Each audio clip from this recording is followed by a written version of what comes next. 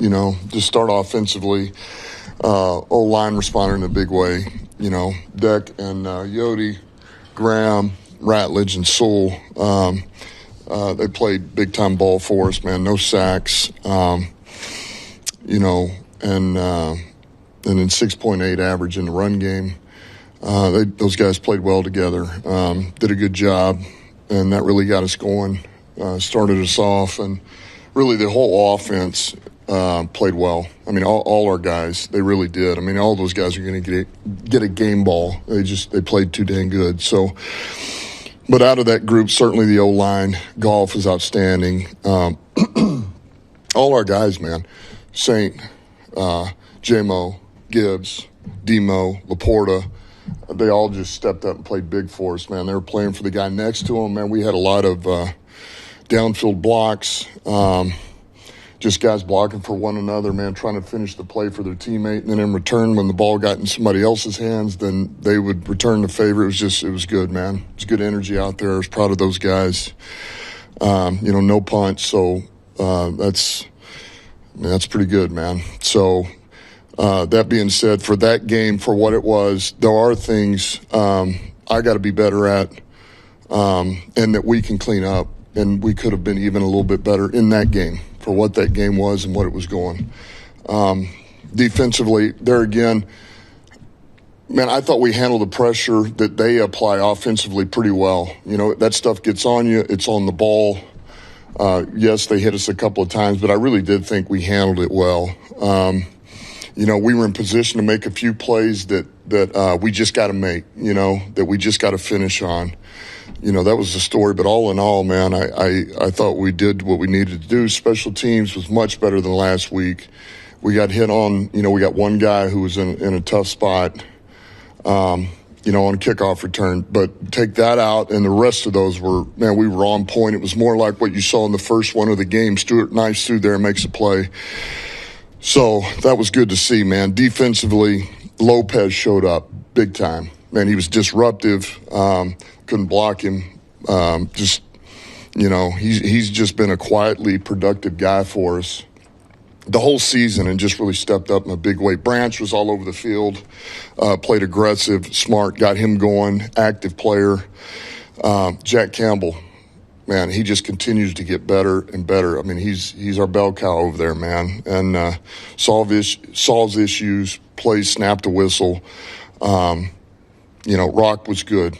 I thought TA played much better overall. That was good to see. And then special teams, Jack Campbell, kickoff. There again, man, 3 tackles on kickoff. I mean, the guy does everything for us. He's a stud. Nowalski, Vaki, and Stewart. So that was just kind of a list of our guys, who really showed out. And there's others that played a good game for us. But proud of the guys. We bounced back.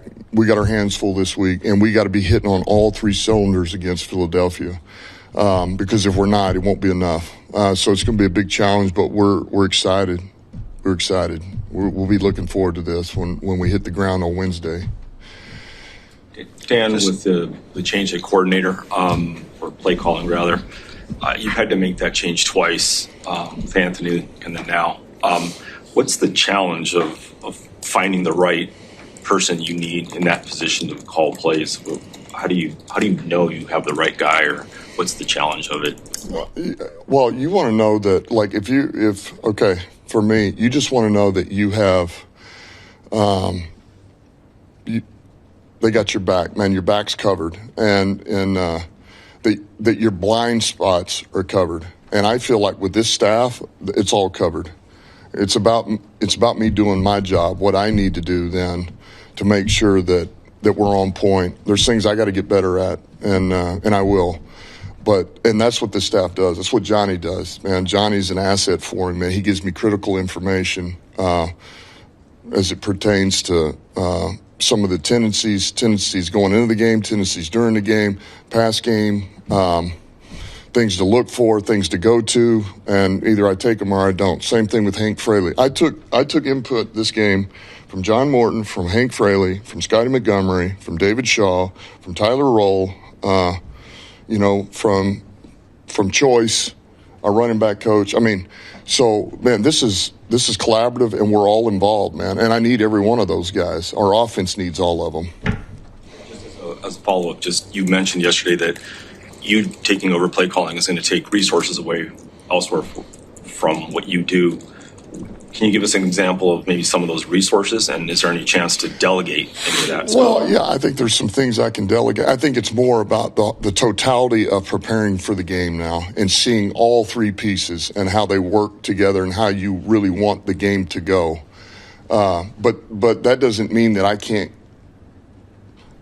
can't really, it's every week I'll get more efficient and I'll get better, at knowing what to do with my time, and I got to be more efficient in some areas, and probably delegate a little bit. And so I think it's a little bit more of that. Certainly, Shep's done a hell of a job, but I'm going to have to lean on him over there with that unit, which he's earned that trust, and he's been outstanding for us. Those guys are cooking right now. So I think that's a big thing, and it doesn't.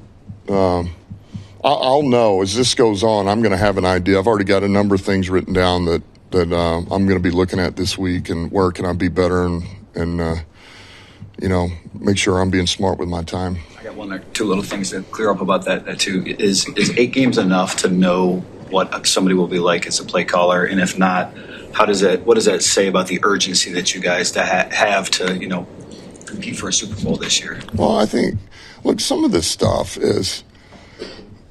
Yeah, I mean, 8 games, you can figure out a lot in 8 games about what you are, what you're not, where you're at, all this and that. But the bottom line, like even from where I sit, look, don't forget, Ben, I called those games. I called whatever that was, 8 or 9 games. I don't remember what it was in 21. While he helped me, but he watched, he learned. He saw how I ran it, how I wanted to run it, what I was looking for. And then it evolved. He evolved it from there. He took it. He knew exactly what I wanted. And, by the middle of 22, I didn't have to say a word. I mean, he was – and so that's kind of where John is right now. That's all. It's good. And sometimes that's the best way to really know what somebody's looking for is just going through that. So, look, I just feel like it's the right thing to do right now, and I'm going to do it. Am I perfect? No, I'm not perfect. Players are going to have to bail me out. They bailed me out yesterday on a couple of things. Jared Goff bailed me out. So the staff bailed me out. But that's what teamwork's about, man. We got to all help each other out. And you say that to mean that maybe John comes back around a year from now and is calling plays again? I mean, is that like... Yeah, or who knows? I mean, maybe sooner, We'll see. And then one other thing on that Goff, just since that hire was so important to Jared, how much input did you take from Jared about making the change last week? Did he come to you, or did you go to him? Oh, I went to him. I talked to him. I just told him that this is what I was going to do. And look, I'm in there all these meetings. I mean, all this season, I've been in there. And night before the game, I'm with him. We're talking about, so even though when John was calling, I was in there and I'm listening and I know what he likes, I know what he wants. And so the difference is, okay, now I'm going to call him. And so, now I'm the one calling it. But I know what he likes, I know what he wants, I know what he feels comfortable with, I know what maybe he doesn't. Or, hey, maybe you're not as fired up about, but I really believe it'll work, And those are things we talk about, we hash out. There again, man, Goff makes it easy. I mean, he's such a dang pro, and he's a machine right now. This guy, the amount of information that he can take in and process and deliver, and I got to be on my stuff. So he's the X factor, man. Yeah, just a little bit. Fans are drawn to a lot of fans are drawn to JMO because of the joy that he plays the game with. And I'm just curious, as a former player, someone who loves the essence of the game like you, if there's any part of that personality that you relate to or find yourself drawn to with JMO. Yeah, I mean, absolutely, man. He loves ball, and you can't hide that, right? I mean, that's not fake. You don't fake that. I mean, it's just unbridled enthusiasm. He loves the game. He loves to play. He loves to compete. He loves it when his teammates make a play. He loves to block for his teammates. He loves to go celebrate in the end zone with his guy. He's over there. He says stuff to the old line. I mean, he's a great teammate, and he delivers energy, man. He brings a lot of energy, and it's good to see, man. I think I think guys feed off of that, and I think that's what we've got a team full of guys like that love ball and they don't hide it and you can't fake it. And I think, our guys, we draw energy from that, and then we gain momentum and we get better, and then we get, it just gets us going. So yeah, I love it, man. And this is a little more Justin, John, and Brad. It's a little abstract, but talking about rhythm this week and feel for games, I think something we've noticed on this side is you have a knack for describing how a game might go well before it goes. I'm just curious, is that intuitive? Is that something you've developed over time? What goes into having a feel for the rhythm of a game, both before it happens and as it goes? Yeah, I don't know if. It's hard to answer. I just think, you have a vision for the way you want it. You have a vision for your own players first, and then it's just about, man, how do we set this O-line up to have the best game they can have? We're going to ask them to do some hard things at hard times, but yet how do we help them gain some momentum, really get some confidence, which in turn will help 16. How do we get him going? Get him comfortable. All right. Well, then how do we get St. Brown going? How do we get JMO comfortable, involved? How do we get Zero going in the run game pass? So you just start thinking all these things, and then you want to hit. I mentioned this last night. You want to try to hit from all sides. Things you do well with those guys between Gibbs and Dave Montgomery, and it's gap, it's wide zone, it's gap with pullers, it's G scheme.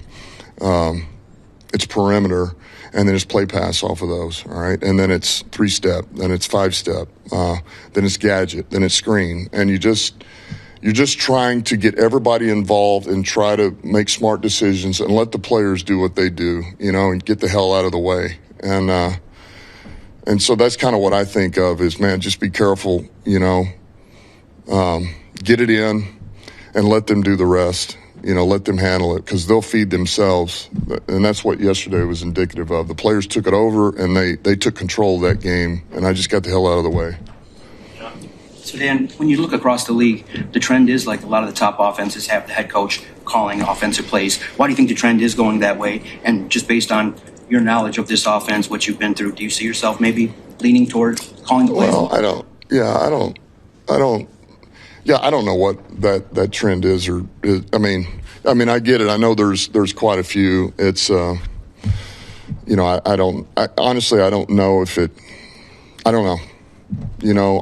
All I know is that I did it this week, and I'm prepared to do it this week. I did it last week. I'm prepared to do it this week. And I just want to, like all of us do, and all of us coaches and play, I want to help us get better, and I want to help us grow and improve and be part of this. And that's the best way to say it. I know you keep talking about everybody else, and it's a collaborative effort. The glasses were the tell for a lot of us watching the business that something was different. But the signs maybe should have been there. I mean, you told us all week there was going to be one thing, you were going to fix it, and you stood there tall like you always do, and with confidence and saying that it was going to get right. You did put this on you and on your shoulders. I mean, what was your belief that you taking over, you specifically, was going to ultimately change this thing, get the offense back? Well, I don't think. Look, it's not about me. Sometimes when it's no different than when everything comes together.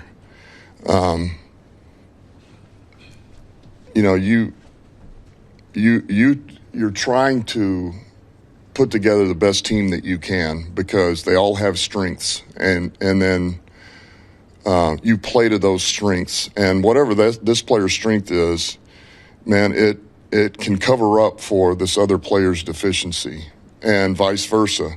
And I think that is how the whole organization works. I think that's the coaching staff in all three phases. And sometimes you just got to move some things around. You got the right people. It's just about putting people in different spots, and all of a sudden, man, everything you clicked, and it fit right in place, and then you're humming. So, I